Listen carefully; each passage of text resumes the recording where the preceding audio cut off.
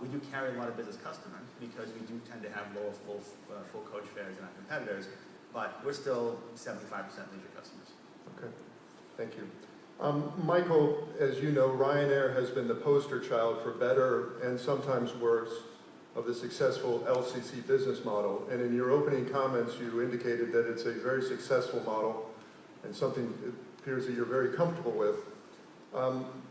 Michael O'Leary's recent comments about softening Ryanair's image and potentially distributing through the indirect channel, is that an evidence of that Ryanair sees a need to change that model, at least in some small ways? Can I just, before I answer that, I'll just make a couple of comments about what our provocateur said here.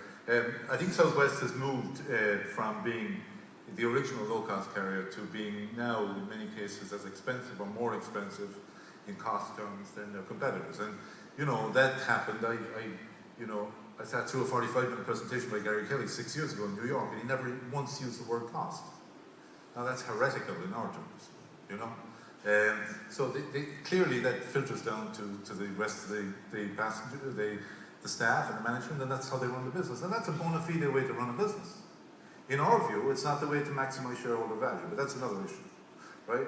And you know, people needn't get defensive because they're not as profitable as Ryanair. There are other models that satisfy passengers. In our view, the way to satisfy shareholders is our model has a historical performance. Like Southwest Airlines, when they were a low-cost airline, genuine low-cost airline, were the best performing share on the New York Stock Exchange for 20 years in a row. They were better than Procter & Gamble, Gillette, Coca-Cola, any of them on the New York Stock Exchange. Not the best performing airline, the best performing stock of all stocks, right? Until 1995, 1997. And then Herb exited and the ethos changed some years later. So, you know, in our view, there's history there, and we're merely following that history. Now they've diverged, we believe, and etc. We're here. Now I think, to be fair to them, they had one major problem which we don't have in Europe. We have state subsidies here, but they had Chapter 11 against them, which is a very unfair mechanism whereby people like US Air and various others can dump fares, dump on everybody, including the IRS, and come back with new labour contracts the day after they wind up and they're back in business, competing then with somebody who has suffered historically from the competition of those low fares.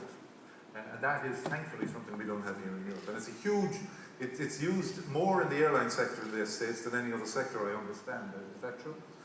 So it's a huge aberration of the market. Anything that interferes with the market is inherently wrong and will provide major inefficiencies, you know? People get excited about the money that the US government gave to the motor business 3 or 4 years ago. But what Chapter 11 has done to the airline business is just chronic. Much greater interference with the market, in my view, than anything that was done for Ford or GM and Chrysler at that time. Well, Ford didn't take the money, but the others. So, just going back to your question. So, if we go back to the issue about you asked about Ryanair. I think the image, first of all, about the third-party distribution. Michael was misquoted, or so he tells me, on third-party distribution. He's much misunderstood, you know that. And I'm glad of the opportunity today to clear up that misunderstanding. Ryanair is very unlikely to have third-party distribution.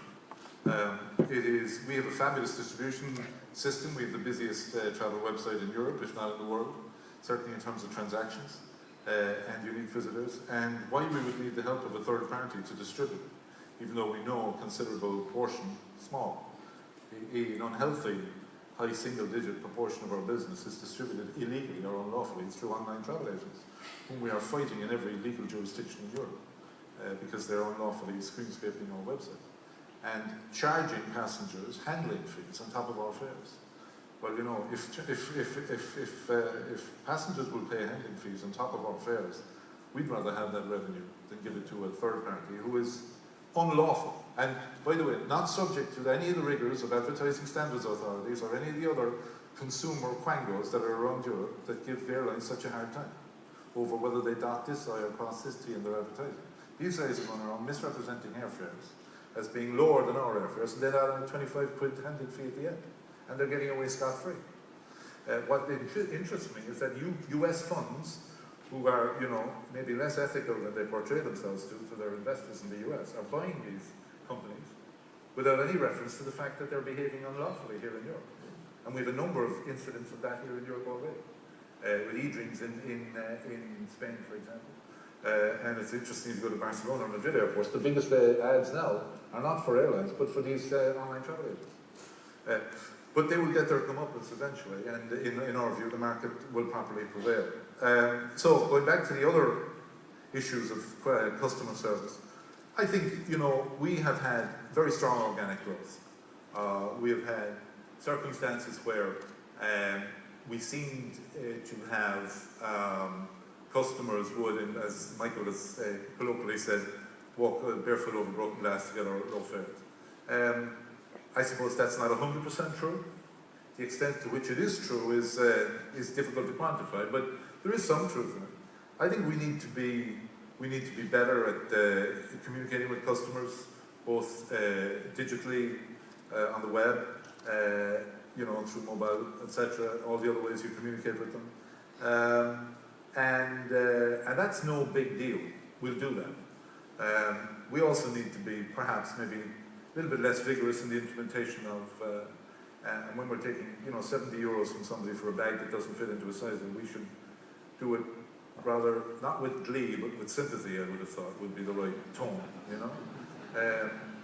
However, this is not an industry in which terms and conditions with staff, not with staff, but with customers, are rigorously, you know, implemented.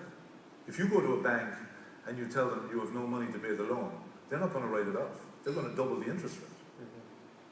So, you know, why is it that this industry has lost more shareholder value than any other industry on the planet? And still does. It's because we play fast and loose with terms and conditions. We're running an industry, we're running a business for 10,000 employees, and, you know, $10 billion euros worth of shareholders. So we've got to mind that money first and foremost. And customers,